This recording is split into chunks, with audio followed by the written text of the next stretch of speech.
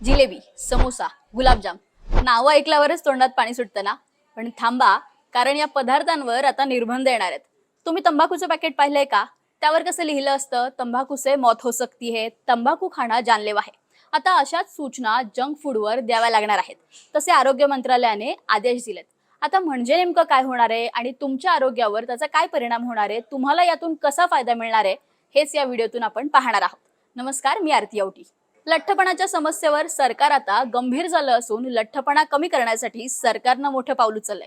त्यामुळे आता सिगारेट, तंबाखू सारखेच समोसा आणि जिलेबी सारख्या फास्ट फूडवर ग्राहकांना इशारा देणाऱ्या सूचना छापल्या जाणार आहेत. लहान मुलांमधला लठ्ठपणा, यूथमधील आवश्यकतेपेक्षा वाढणारं वजन, यामुळे केंद्रीय आरोग्य मंत्रालयाने हे पाऊल उचललंय. आता तुम्ही खाणारे फास्ट फूड, त्यामध्ये किती प्रमाणात फॅट्स आहेत, किती प्रमाणात शुगर आहेत, या सगळ्याची माहिती तुमच्या फास्ट फूडच्या पॅकेटवर आता त्या दुकानदारांना द्यावी लागणार आहे. आता या पदार्थांच्या यादीमध्ये लाडूपासून वडापावपासून भजीसारखे अनेक पदार्थ आहेत.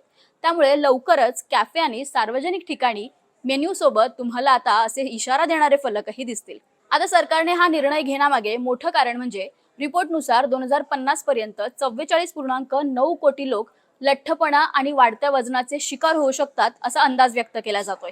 यामध्ये अमेरिकेनंतर भारताचा नंबर येतो. सरकारचा प्लॅन या जेवणावर बंदी आणणं नाहीये, पण जर लोकांना कळलं की गुलाबजाम मध्ये 5 चमचे साखर असते, तर लोक दुसरा गुलाबजाम खाताना नक्कीच विचार करतील.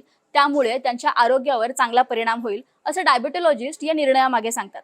थोडक्यात काय, तर पदार्थ खाऊ नका असं कोणी म्हणणार नाहीये, पण ते खाल्ल्याने तुमच्या शरीराला काय फायदे मिळणार आहेत, काय तोटा होणार आहे, या सगळ्याची जाणीव तुम्हाला करून दिली जाणार आहे. तुम्हाला या सरकारच्या निर्णयावर काय वाटतं? खरंच बदल होईल का? खरंच फास्ट फूड खाण्याचं प्रमाण कमी होईल का? आम्हाला कमेंटमध्ये नक्की सांगा. आणि अशाच व्हिडिओजसाठी न्यूज 18 लोकमतला फॉलो करा.